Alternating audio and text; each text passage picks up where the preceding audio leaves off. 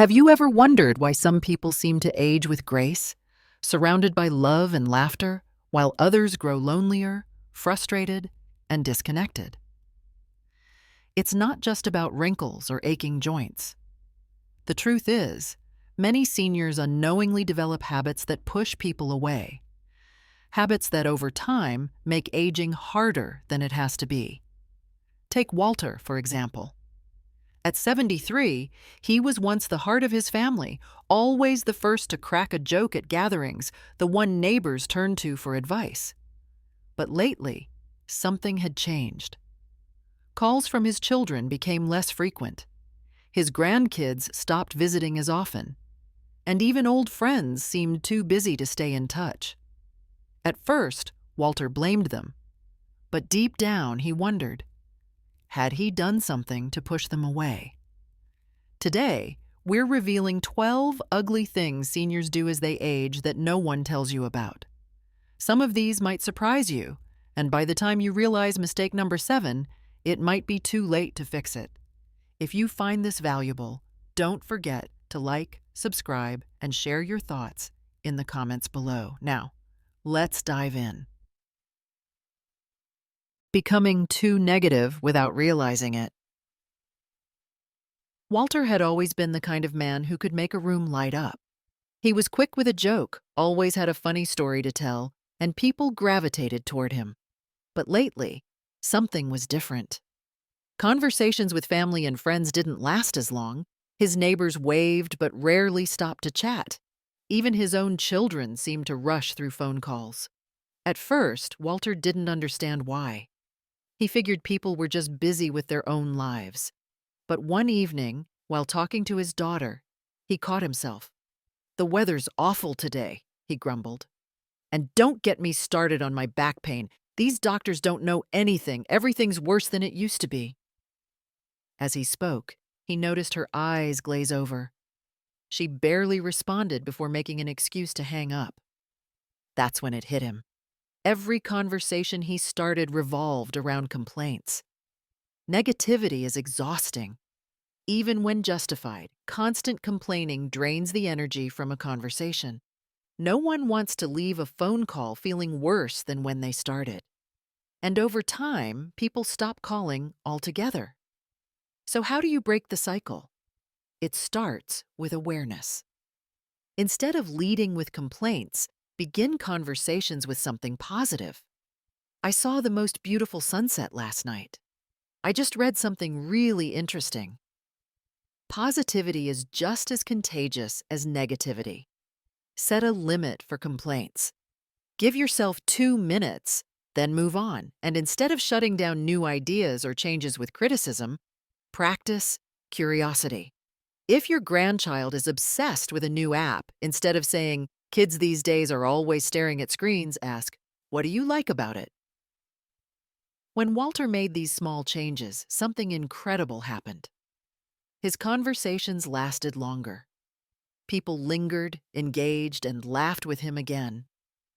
And for the first time in a long time, he felt truly connected. Losing patience and becoming irritable. Walter stood in line at the grocery store, tapping his fingers on the counter. The young cashier was fumbling with the register, moving at a snail's pace. Walter could feel his frustration bubbling up. Finally, he sighed loudly and muttered, "Can't you move any faster?" The boy's hands trembled even more, his face turning red as he struggled to finish scanning the last few items. On his way home, Walter replayed the moment in his head. He hadn't meant to be rude, but something about little inconveniences set him off more easily these days. Slow drivers, loud teenagers, customer service mishaps, it all seemed to test his patience. Then he thought about the boy at the register. What if this was his first job? What if he was just trying his best? A wave of regret washed over him. As people age, impatience can creep in without notice. The world feels like it's moving too fast, yet at the same time, small delays feel unbearable. But losing patience doesn't just affect others.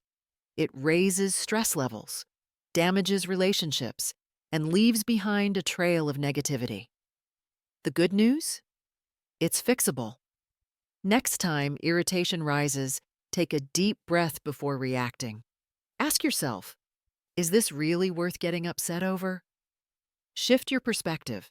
Maybe the slow driver is someone's elderly father, or the distracted cashier is a student working 2 jobs. And finally, choose kindness. A smile, a small joke, or a simple, take your time can turn frustration into connection. Walter made a promise to himself that day. The next time he saw that young cashier, he would say, "You're doing a great job." And just like that, the cycle of irritation could be broken.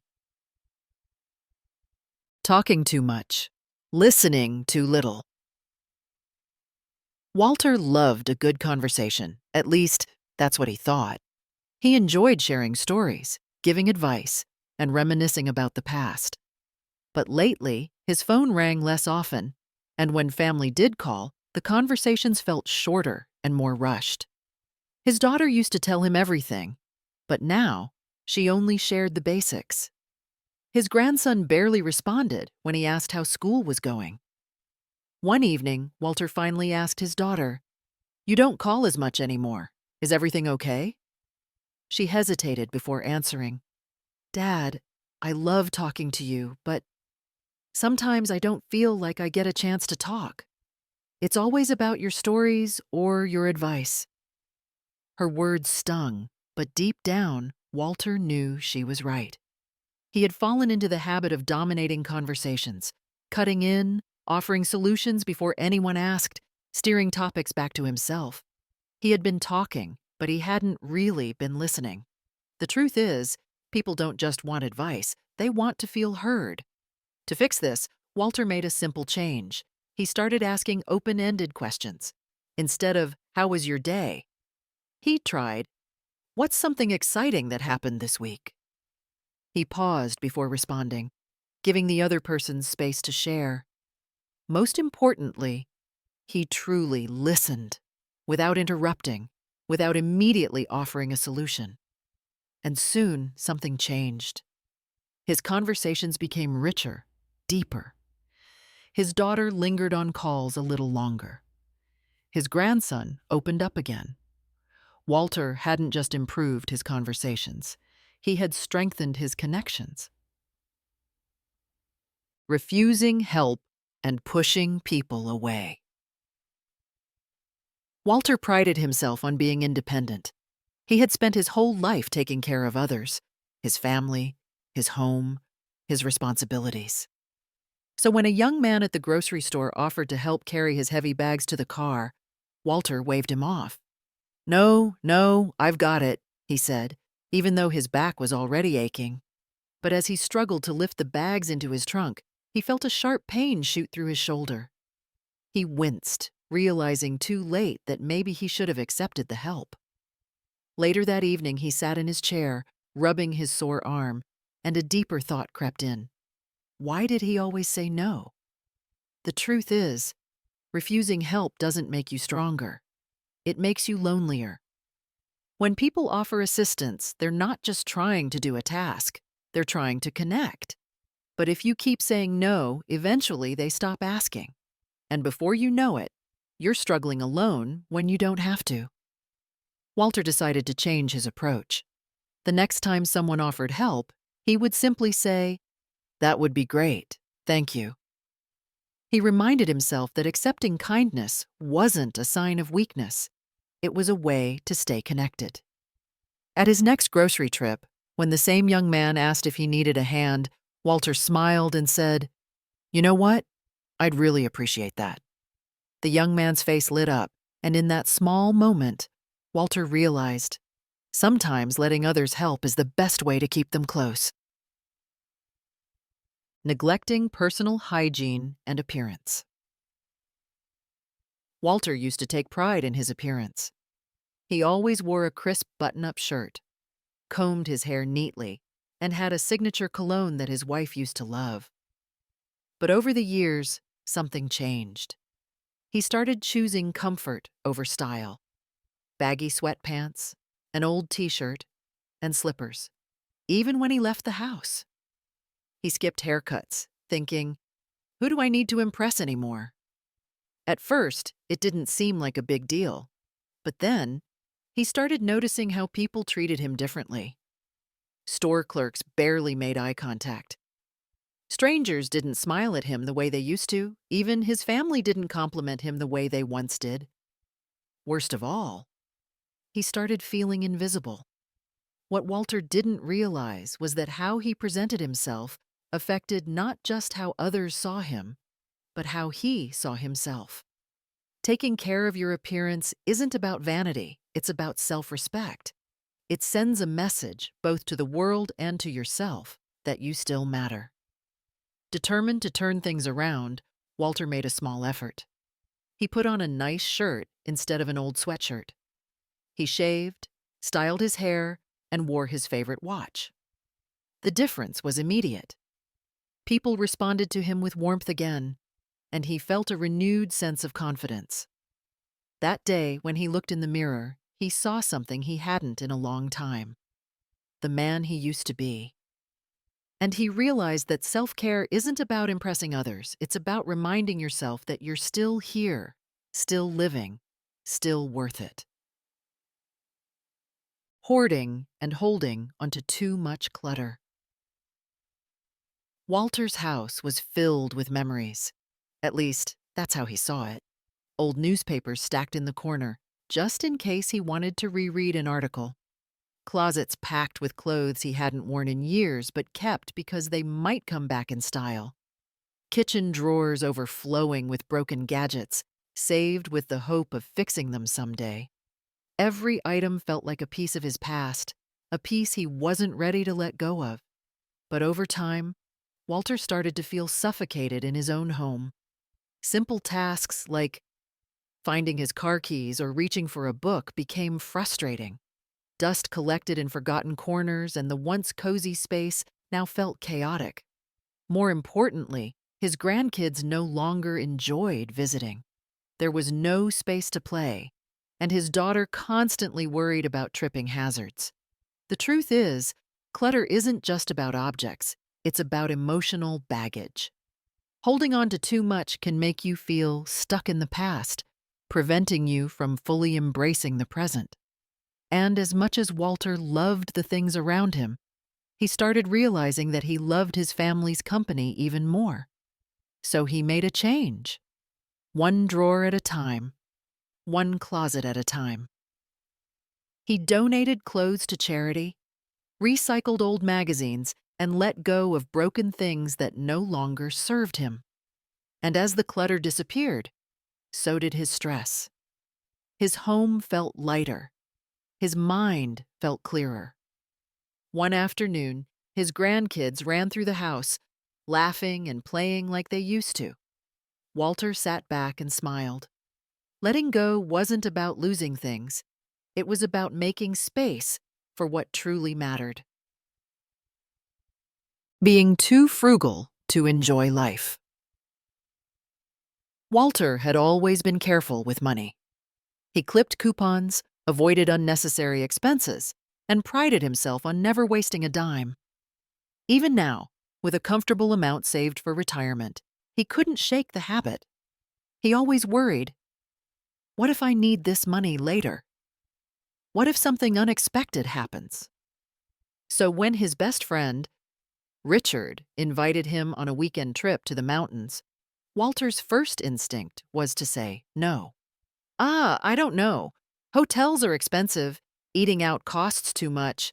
I should probably just stay home. Richard sighed, shaking his head. Walter, what are you saving for if not moments like these? That question lingered. Walter had spent his whole life preparing for one day. But what if one day never came? His wife had passed before they could take the big trip they always talked about.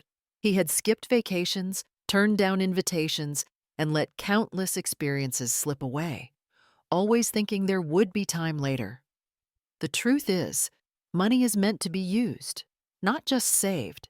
Studies show that spending on experiences like travel, hobbies, or outings with loved ones brings far more happiness than buying more possessions.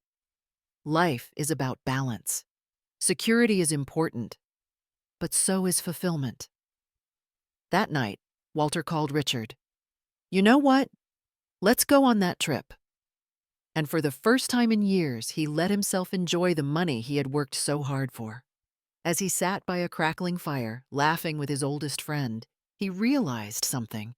He wasn't just spending money, he was investing in memories. Criticizing younger generations too much. Walter always looked forward to his grandson Ethan's visits. He loved hearing about his life, his school, and his hobbies. But lately, their conversations had started feeling different, shorter, more distant.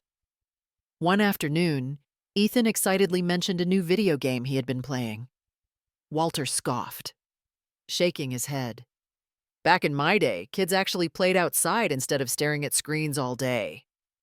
Ethan's smile faded. "Yeah, I guess," he mumbled, before checking his phone and quickly changing the subject. After Ethan left, Walter sat alone in his chair, replaying the conversation. Had he just made his grandson feel dismissed? He thought about all the times he had criticized kids these days. Their music, their slang, their habits. He didn't mean to push Ethan away, but maybe, without realizing it, he already had. The truth is, constantly comparing the past to the present builds walls, not bridges. Younger generations experience life differently, but that doesn't mean their way is wrong. It's just new. Connection is built through understanding, not criticism. Determined to do better, Walter decided to approach things differently.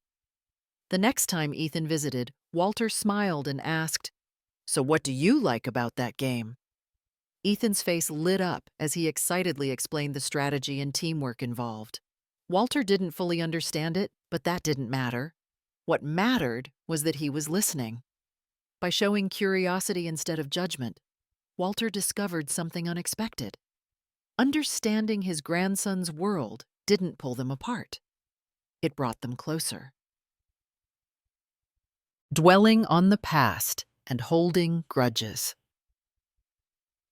Walter sat by the window, staring at the falling leaves. Another holiday season was approaching, but instead of feeling joy, he felt a familiar heaviness in his chest. His mind drifted, back to the friend who had betrayed him years ago, the brother he hadn't spoken to since an argument long forgotten, and the regrets that played over and over, like an old, worn-out tape. He didn't even realize how often he brought up the past, rehashing old disappointments, reliving painful moments, holding on to wounds that no one else even remembered. But the truth was, clinging to resentment didn't change the past. It only stole from the present. One day, his neighbor, Paul, noticed his distant look and asked, "What's on your mind, Walter?" With a sigh, Walter admitted, "I just can't stop thinking about things I wish had gone differently." Paul nodded and said, "Holding on to the past is like carrying a heavy suitcase everywhere you go. Imagine how much lighter you'd feel if you set it down." That night, Walter thought about those words. What if he let go? What if, instead of replaying old hurts, he focused on the moments happening right now? He couldn't change the past, but he could change how much power it had over him. So he made a choice.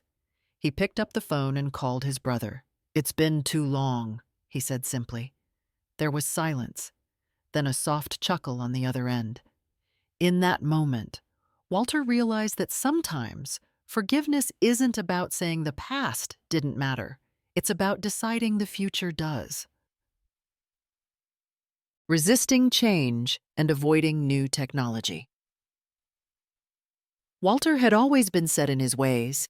He liked his morning coffee just the way he'd been making it for 40 years, stuck to the same grocery store, and still wrote checks instead of using a credit card. But the one thing he resisted most? Technology. When his children and grandkids switched to texting instead of phone calls, Walter waved it off. "If they want to talk to me, they can pick up the phone," he'd say. When his daughter suggested joining the family group chat, he refused. "I don't need to learn all that nonsense." But as time went on, he noticed something. He was missing out. The family chat was filled with updates, photos of his grandkids' soccer games, jokes, and little check-ins like, "Love you, Grandpa," messages he never saw. And the fewer updates he got, the more distant he felt. The truth is, stubbornness doesn't protect you, it isolates you. The world moves fast, and resisting change doesn't stop it from happening. It just leaves you behind. One afternoon, his granddaughter sat next to him and said, "Grandpa, let me show you something." Instead of brushing her off, Walter hesitated, and then said, "All right, show me." Within minutes, she had taught him how to send a simple text. It wasn't hard. He had just convinced himself it was. That night, Walter sent his first message. "Hi, family. Just checking in." Within seconds, his phone lit up with replies. Smiling, he realized something important. Adapting to change wasn't about keeping up. It was about staying connected. Ignoring health issues until it's too late. Walter had always been tough. A little dizziness here, a bit of fatigue there. He brushed it off as just part of getting older. When his daughter suggested seeing a doctor about his occasional balance issues, he waved her off. "I'm fine," he insisted. "It's nothing." Then one morning, as he reached for a coffee mug, the dizziness hit harder than usual. Before he could grab onto the counter, he lost his balance and fell hard onto the kitchen floor. A sharp pain shot through his hip, and a sinking feeling settled in. This was bad. Hours later, in the hospital, the doctor shook his head. "Walter, this could have been prevented. Your blood pressure has been fluctuating, and dehydration played a role in your fall. If we had caught this earlier, we might have avoided this injury altogether." Walter had always thought ignoring small health issues made him strong. But now, lying in a hospital bed, he realized that denial doesn't make you stronger, it makes you vulnerable. The truth is, many serious health problems start with small symptoms: dizziness, fatigue, shortness of breath, unexpected weight loss. They may seem harmless, but early detection can mean the difference between a minor adjustment and a major health crisis. After his recovery, Walter made a promise to himself: no more ignoring warning signs. He started drinking more water, scheduling regular checkups, and paying attention to his body. Because in the end, staying independent isn't about toughing it out. It's about taking care of yourself before things get worse. Forgetting to have fun and laugh. One evening, Walter sat alone in his living room, flipping through old photo albums. He saw himself in his younger years, laughing at family gatherings, playing with his grandkids, dancing with his wife at weddings. But as he turned the pages, a thought struck him. When was the last time I really laughed? Somewhere along the way, life had become routine. Wake up, do chores, watch the news, go to bed. His days felt predictable, and without realizing it, he had stopped seeking out joy. No more jokes with friends, no more singing in the car, no more belly laughs that made his stomach hurt. Laughter isn't just about having fun, it's essential for well-being. Studies show it reduces stress, lowers blood pressure, and even boosts immunity. It strengthens relationships, keeps the mind sharp, and makes life feel lighter. Determined to change, Walter made a choice. The next morning, instead of turning on the news, he played his favorite music.